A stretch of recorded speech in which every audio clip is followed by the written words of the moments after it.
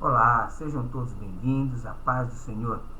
Este é o canal Teologia, Educação e Filosofia. E eu quero, nesta oportunidade, trazer uma palavra para o teu coração, que está no livro de Atos dos Apóstolos, capítulo de número 9. É um texto bastante conhecido, que fala da conversão de Saulo de Tarso. Tá? Só que eu quero destacar aqui, não Saulo, não propriamente o Paulo, né, que vai se tornar o grande missionário da igreja, mas eu quero falar um pouquinho sobre o discípulo Ananias, que temos aqui algumas lições muito importantes e que nós podemos aplicar na nossa vida.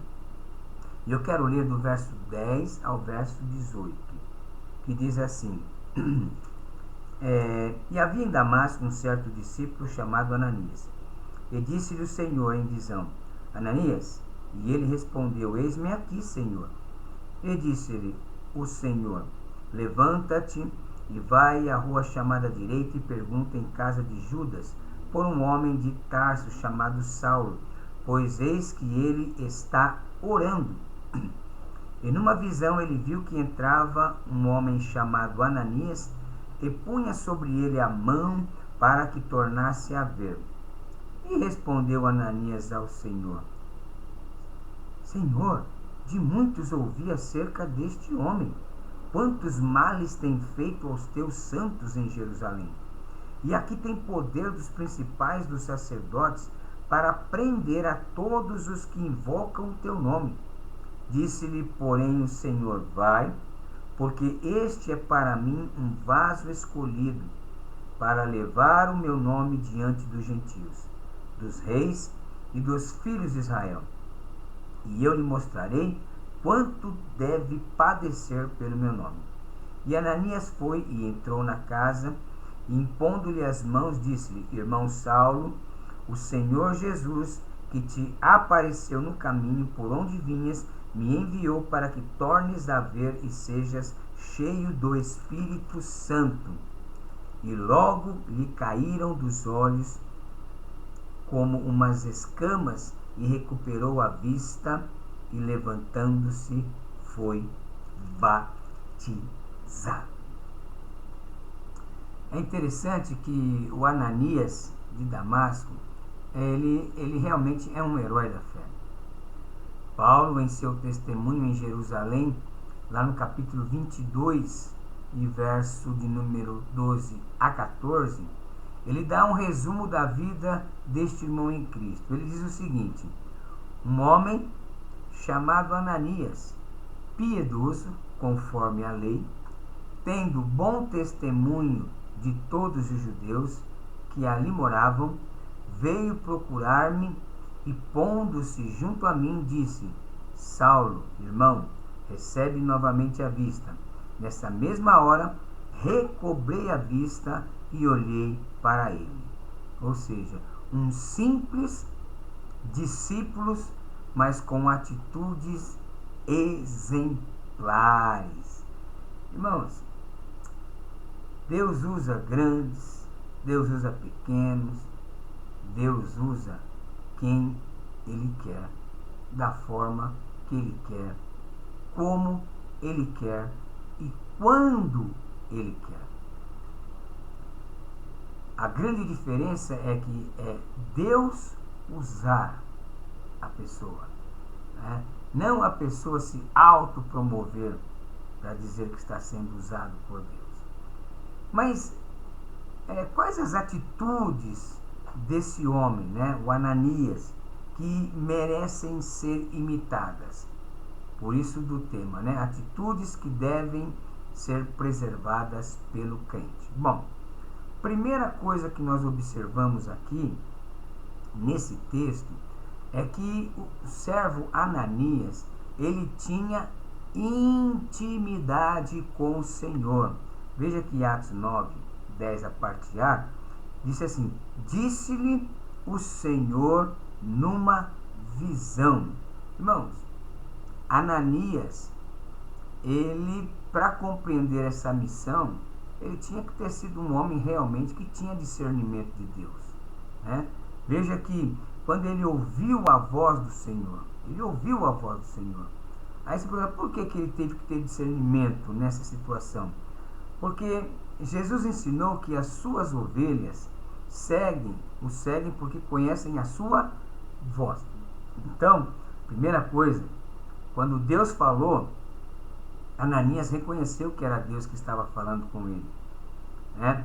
Ou seja, a missão não era uma missão fácil, não era uma simples missão. Irmãos, ele estava sendo enviado para ir até o homem que era o terror da igreja naquele período. Um homem agressivo, um homem que é chamado de fera indomável, um homem que matava, que prendia, que não tinha misericórdia dos crentes. Ele teve que ter discernimento, porque talvez se fosse hoje, alguns de nós pensariam assim, não é de Deus não. Deus está me mandando ir lá falar que esse homem está matando aí, ó, só de olhar assim já está matando. Não vou nada, esse homem é muito perigoso. Porque Paulo era o terror, irmão. Não era simplesmente um homem, era um homem que era, né, usado muito pelo mal. Mas por quê? Porque ele achava que a sua religião, né, o judaísmo, era a única religião, né? Ele fazia isso como alguém zeloso por aquilo que ele havia aprendido no judaísmo.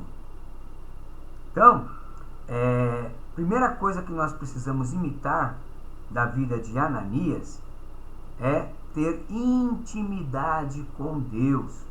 A intimidade com Deus, irmão. Por quê? Hoje no mundo existem muitas vozes, né? Muitas pessoas estão falando, muitas pessoas estão dizendo coisas, né?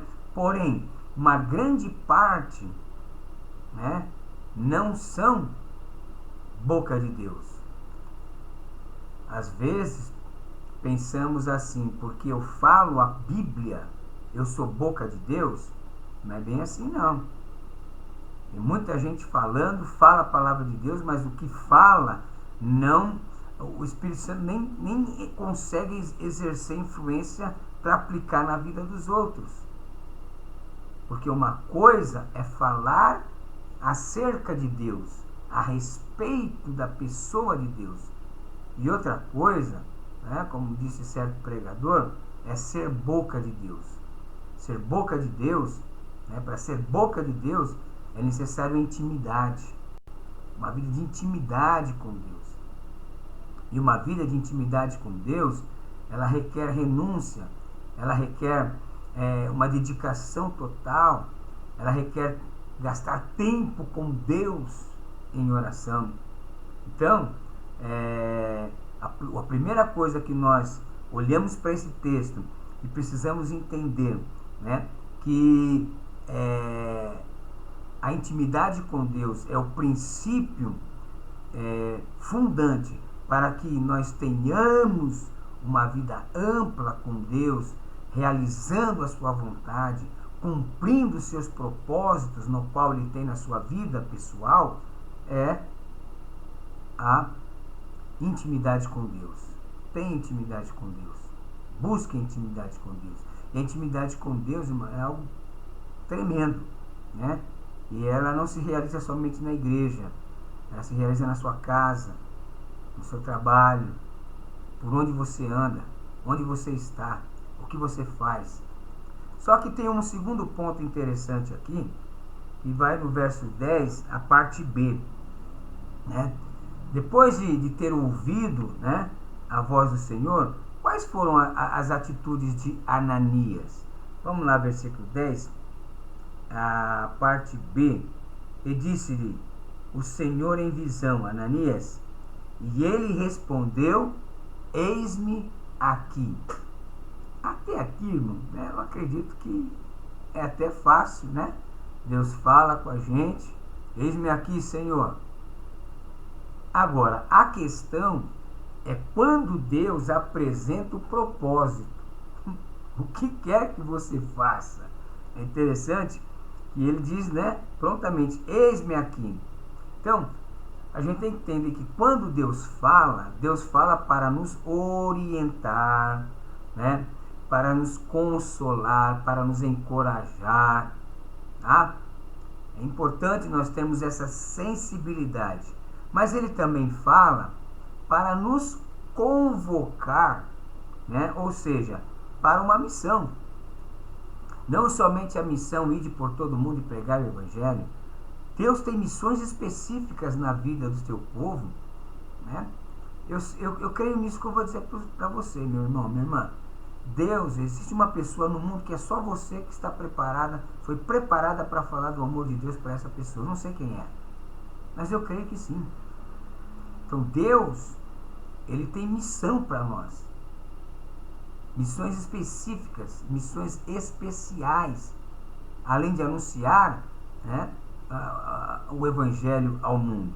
Então, nós vimos aqui que a resposta que Ananias deu, né, ao Senhor quando ele convoca ele, foi uma mensagem, uma resposta de submissão. Ananias, eis-me aqui, Senhor. Marcos, eis-me aqui, Senhor. Pedro, João, né, eis-me aqui, Senhor. Mateus, eis-me aqui, Senhor. Então, isso é importante. É uma lição que nós precisamos ainda vivenciá-la. Precisamos ainda ter essa atitude diante de Deus. Hoje muitas pessoas estão vivendo assim um cristianismo de frequentar a igreja, uma religiosidade, sem se preocupar com o que Deus tem para que essa pessoa faça. E é interessante que o Ananias, ele diz, eis-me aqui. Então, esta deve ser a atitude de todo discípulo de Jesus. Eis-me aqui. Então, olha na segunda lição, né, que nós podemos tirar desse texto. Primeira, né, intimidade com Deus, para compreendermos aquilo que Deus fala, aquilo que Deus pede. Segundo, estar disposto, disponível, né? Você vê que Deus sempre faz assim. Lembra do Abraão? Abraão, sai da tua terra, do meio da tua parentela e vai para a terra onde eu te mostrar. Eis-me aqui, Senhor. É isso? Dá bom, amanhã já estou indo, né? Noé, faça uma arca. Não, é para fazer arca, Senhor? Eis-me aqui. Então, é importante nós ainda no século XXI, né, que é um tempo também que Deus fala com a gente, que a gente esteja disposto a dizer a Deus, eis-me aqui. Então, a segunda atitude de Ananias foi o quê? Uma atitude de pronta obediência ao mestre. É interessante que as instruções eram precisas, mas a missão era difícil. Ananias ponderou com o Senhor a respeito de Saulo. Veja aqui, no verso 13, né? Deus fala para ele, você vai procurar por um homem chamado Saulo. E a fama de Saulo, meus irmãos, já corria naquelas cercanias, naqueles lugares assim, né? Fortemente, porque ele era uma fera indomável, tá? Aí olha o que Ananias ainda pondera. Você ponderar com Deus às vezes, mas Senhor, isso não é pecado. Nós temos que entender que nós temos um Deus que ele é representado figuradamente como nosso Pai. Como é que você conversa com o seu Pai? Às vezes você não pondera com o seu Pai. Pai, será que não dá para fazer diferente? Até o próprio Cristo ponderou com o Senhor, com Deus Todo-Poderoso. Pai, se for possível, passa de mim esse cálice. Todavia, então, você ponderar quando Deus te pede para fazer uma coisa, isso não é pecado. Mas essa ponderação não pode tirar a sua disposição em executar a missão que Deus tem proposto para você realizar. Então veja, que ele vai ponderar. Respondeu Ananias, Senhor, que muitos ouvi acerca deste homem, quantos males tem feito aos teus santos em Jerusalém, e aqui tem poder dos principais dos sacerdotes para prender a todos os que invocam o teu nome. Ele ponderou, mas Deus já respondeu. Disse-lhe, porém, ao Senhor: vai, não tem jeito, vai, você tem que ir. Então é interessante que o Senhor convenceu ele, né? No verso 15, Deus fala: porém, disse-lhe o Senhor: vai, porque este é para mim um vaso, né? Na cabeça de Ananias estavam a má fama de Saulo de Tarso, o terrível homem que já provavelmente já tinha executado muitas pessoas em nome da sua religião. Mas uma coisa nós aprendemos aqui, irmão: a visão de Deus é uma visão que vai muito além do nosso entendimento. Por isso eu aprendo uma coisa aqui: não julgue as pessoas pela sua aparência. Não julgue as pessoas por coisas que talvez você ouviu outro falar acerca daquela pessoa, né? Enquanto eu e você pode olhar para uma pessoa e não enxergar nada, Deus pode ver ali uma tocha, um servo, né? Um instrumento na mão de Deus. Então é importante a gente aprender essas lições. Então Deus convenceu ele. Aí, como tem sido nossas atitudes diante das ordenanças de Deus na sua vida pessoal? Como tem sido? Será que nós temos ouvido realmente, tido a sensibilidade do Espírito para entender o que Deus tem falado para nós no meio desse mundo tenebroso? Faz pensar, né? Porque cristianismo não é uma vida de religiosidade. Vou para o trabalho, volto para casa. Vou para o culto, volto para casa. Vou para o trabalho, volto para casa, né? Vou para o culto, volto para casa. Hoje eu estou de folga. Hoje não tem culto, estou de folga. A vida cristã não é esse marasmo. Irmão, tem tanta coisa para fazer, tanta gente precisando ouvir a palavra de Deus, em hospitais, em presídios, né? em casa de repouso, né?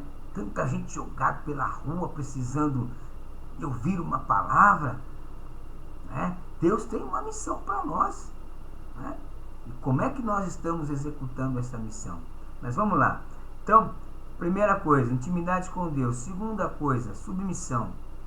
Ter pronta obediência quando Deus falar, tá? Mesmo que você, né, não entenda. Mas tem uma outra coisa interessante nesse texto, né? Diante dos argumentos do Senhor, Ananias não hesitou em acolher Saulo. Aqui tem uma coisa interessante, porque às vezes Deus até manda a gente falar com alguém, mas aí o que acontece? A gente vai, mas a gente não, parece que não vai muito com aquela pessoa, chega lá e faz alguma coisa. Não, Ananias foi completamente diferente. Ananias, depois que Deus o convenceu, ele foi lá e falou de forma acolhedora com o Saulo. Ele chegou e falou: Saulo, sei quem você é, viu? Sei quantas coisas ruins você já fez, ó, mas já que Deus mandou, né? Tô aqui. Não, veja como é que ele vai tratar, né? Veja aqui comigo o verso de número 17.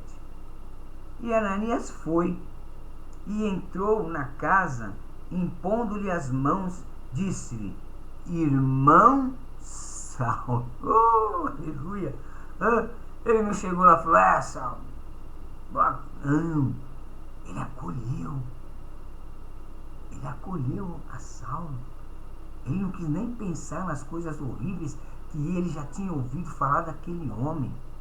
Eu acredito que Ananias reconheceu, Deus o convenceu, e ele viu que o poder de Deus, quando Cristo entra na vida de um ser humano, ele pode ser o pior ser. Ele é totalmente transformado, né? Então, Veja, quem antes era inimigo foi salvo pelo poder de Deus, perdoado pelos perseguidos e recebido na família de Deus como irmão. Saulo foi curado, discipulado, acolhido, batizado pelo ministério de Ananias. E depois você não vai encontrar mais o Ananias fazendo nada nas escrituras. Não está lá lutando para sair em todas as fotos. Não. Mas o trabalho que ele fez, o exemplo que ele deu, as atitudes que ele teve, são realmente atitudes que todo crente, todo cristão, salvo em Jesus Cristo, deve preservar e até mesmo imitar. Veja só, que o Saulo, ele se tornou o maior missionário da igreja. Tudo isso porque este simples discípulo chamado Ananias ouviu e obedeceu à voz do Senhor. É lógico que Deus tem o controle de todas as coisas, mas às vezes pode pensar, né? Fico pensando, e se Ananias se recusasse ter ido cumprir essa missão que Deus havia lhe dado? Tudo bem, você vai falar, Deus levantava outro. Eu sei que Deus levantava outro. Mas em quais circunstâncias e como seria o resultado? Né? Seria o mesmo resultado? Não sei. Mas, então, Ananias nos ensina que na comunhão do corpo de Cristo, todos ministram e todos são ministrados. Todos discipulam e são discipulados. Então, o que eu quero dizer? Você, meu irmão, você, minha irmã, tem valor para Deus. Talvez você fale, mas eu não tenho nenhum cargo específico, não tenho nenhuma consagração no ministério, mas você é importante para Deus, do jeito que você está aí. Né? Deus, ele precisa de homens e mulheres que se dispõem nas suas mãos. Deus não está buscando, né, os cargos. Não, você tem cargo? Não, não serve.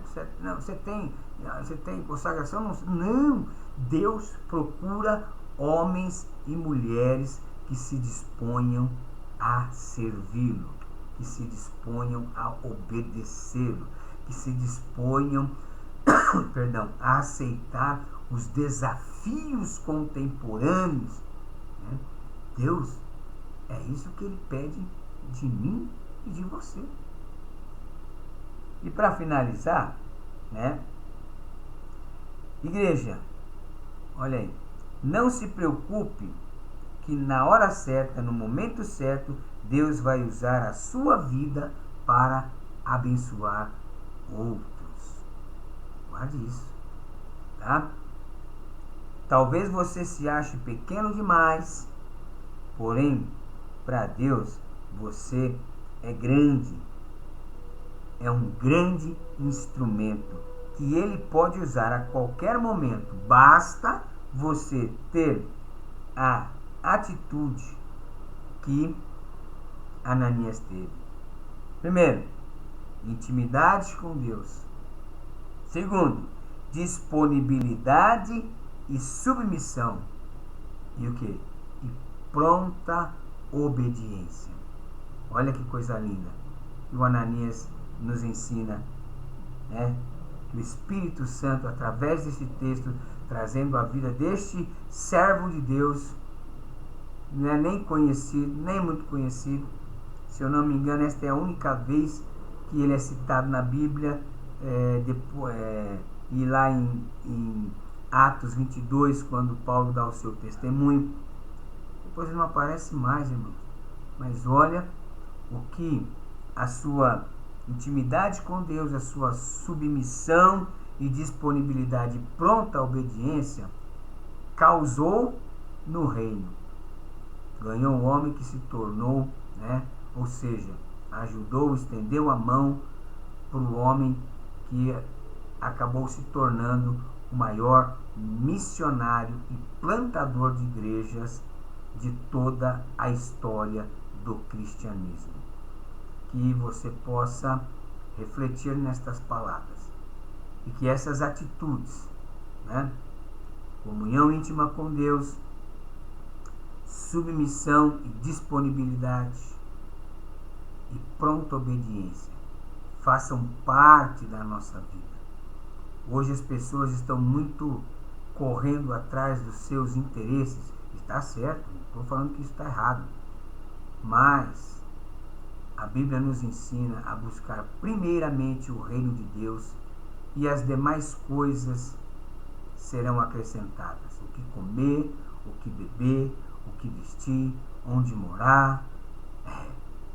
Então que Deus os abençoe e que você possa ficar com essa breve reflexão e que o Espírito Santo aplique muito mais ao teu coração de tudo aquilo que foi dito neste vídeo. Deus abençoe e até a próxima.